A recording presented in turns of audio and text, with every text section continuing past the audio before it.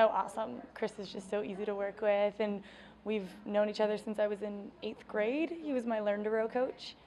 So it was really simple. It was just a lot of fun. Okay, Yeah, excellent. yeah. And so you've known him for a while, but how did you end up here participating in the shoot today? Well, I saw Chris again. I was at the London show in November, and I was competing.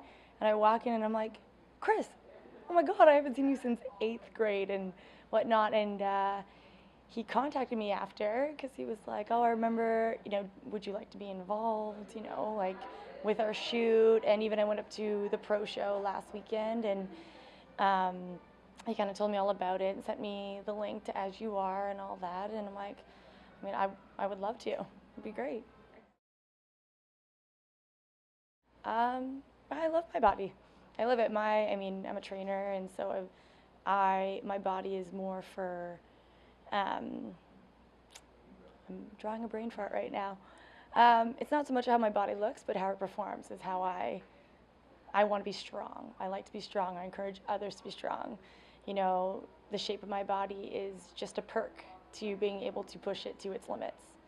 So I came from, I rode for the University of Tennessee. So there, nobody cares what your body looks like. It's all about how it performs and how fast you are and whatnot. So, yeah. Have you always felt that way? Have you always I been mean, an athlete?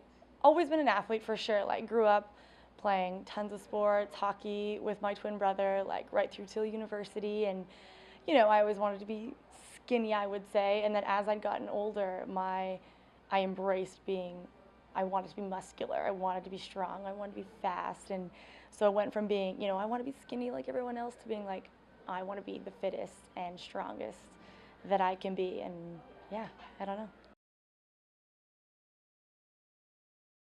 It was probably in high school. I was kind of torn between it. It was at that point where I was torn between, I wanted to be the best at everything, and maybe that competitive side also came through with my body image as well. Like I wanted to be skinny as well as strong, and so yeah, probably about early high school, grade 9 or grade 10.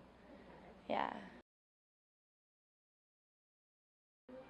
Yeah, like just through other athletes. My mom was a very strong woman. She rode for University of Pennsylvania, and so she's always kept herself in shape. And um, yeah, even just through like magazines and stuff like that, and just other athletes, like just surrounding yourself with those kind of people.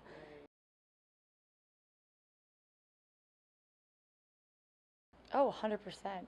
I thought like yeah, like just tall. Like I wish I was taller. Like I'm what 5'11", and I was like, oh, if I could just have a couple inches, because I find that's beautiful. Tall, long, is just, and in rowing that's the sport. Everyone's tall. Everyone's huge. Like I'm short in the tall world or in the rowing world. So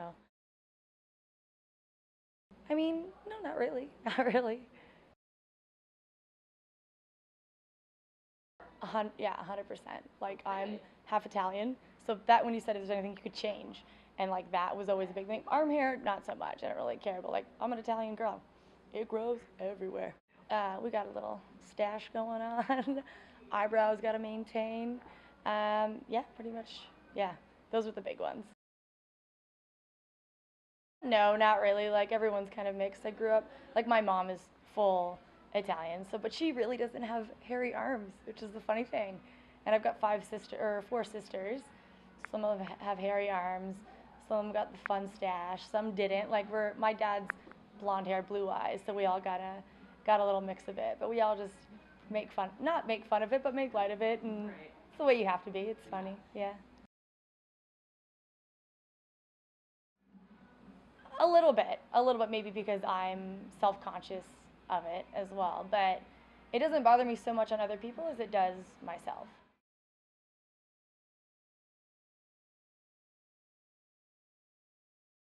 No judgment, not at all, no, because I know I'd be like, oh, she's got hairy arms, but I would never be like, oh, she's got hairy arms. Like, no negative judgment at all. I'd just be like, oh, because I've been there, or I am there. And even it's funny now having to regrow it out, because Chris was like, would you consider growing your hair out? And part of me was like, oh, I haven't had arm hair since I was like, what, 16 or 17. 17. Like, I have not had arm hair since I was 17 years old. So it was kind of a funny process. Even my boyfriend was kind of like, he's like, oh, I've never, never seen you with arm hair. I'm like, it's like a spidey sense. I can feel it blowing in the wind. I remember the first time the wind caught it and it was like, I can feel my arm hair in the wind.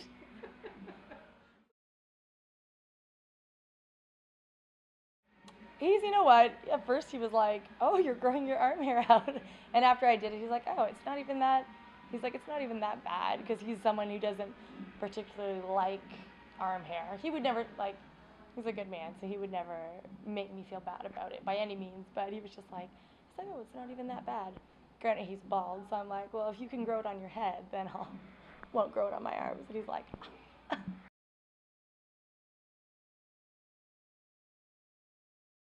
I love his chest hair. Love it. I think it's great because it's, yeah, pretty much chest, stomach, arms, legs. Uh, I don't, it doesn't bother me. It's not like, I love it. I think it's a sign of, man, it's burly.